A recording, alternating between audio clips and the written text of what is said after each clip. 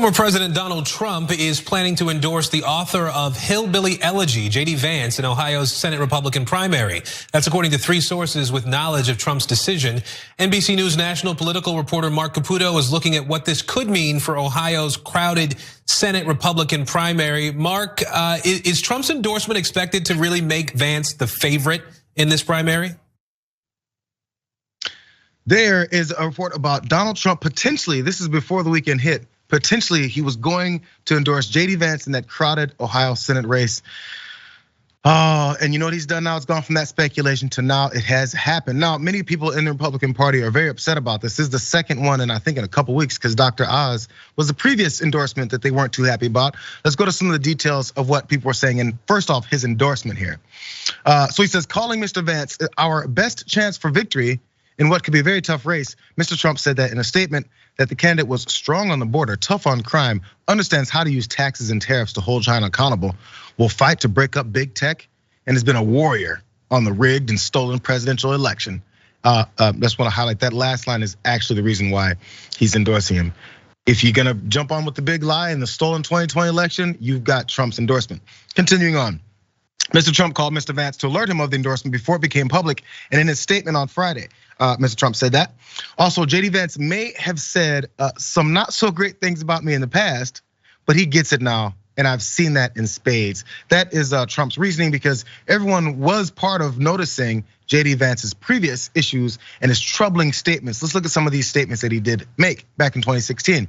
So during an appearance on CNN 6 years ago, Vance was not only talked about Trump's use of racism to appeal to white voters, but also linked it to the Republican Party as a whole.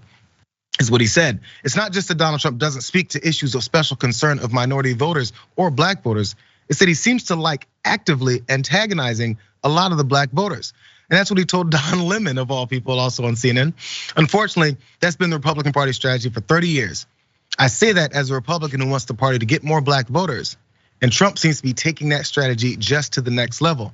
It shows in the polls, right? It's not gonna do especially well on election day. Again, that's JD Vance going off on Donald Trump's strategy and the Republican Party as a whole, how they look to antagonize black voters and minorities as well. One more part about this.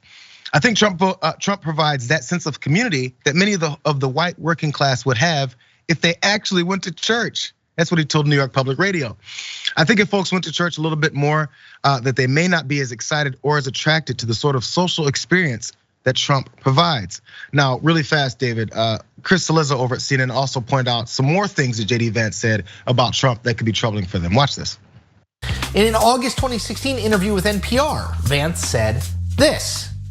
I think there's a chance, if I feel like Trump has a really good chance of winning, that I might have to hold my nose and vote for Hillary Clinton. CNN's K-File unearthed Twitter direct messages sent by Vance in 2017 in which the author called Trump a quote unquote moral disaster whose administration had quote no domestic policy agenda besides tax cuts.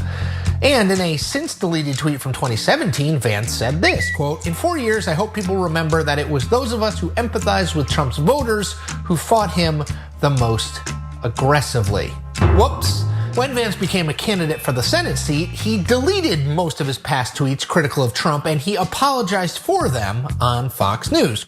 Like a lot of people, I criticized Trump back in 2016, and I'd ask folks not to judge me based on what I said in 2016, because I've been very open about the fact that I did say those critical things, and I regret them, and I regret being wrong about the guy. I think that he was a good president. A full 180, David, a full 180.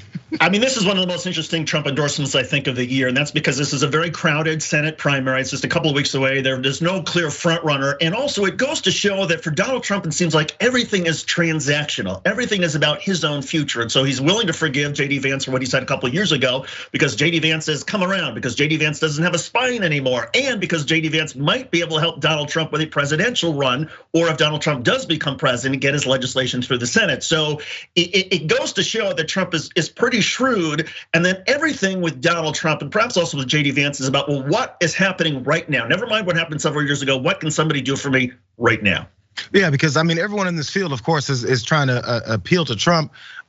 Josh Mandel, apparently his team were like incensed, like, I can't believe this. They were going crazy. But the problem is everyone has the same message of, yes, we bow down to you, Donald. Yes, the election was stolen from you, Donald. So he has to find different reasons why he's going to endorse people. And I think there was a clownish behavior with the fight that was going on. All these things was breaking down to why Trump actually went in this direction. So. It's a test of his strength when it comes to these endorsements. We'll see if it continues on. Well, it's so smart of you Jayar, to mention the debate, because apparently that was the leading factor, right? Because Mandel had a fight with somebody else on stage, literally. Donald Trump decided, oh, he's not good on television. JD Vance is good on television. I'm good on television, so I'm gonna endorse JD Vance. I mean, it's kind of perverted logic, but that's Trump world. What's the irony in that, David? That Trump didn't like a fight. A guy that's looking to fight the way he always tries to incite fights at his rallies, or at least when he first ran. That's the problem with this guy now. I mean, you can never guess. People try to kiss his butt all they want, and it just doesn't work out for them.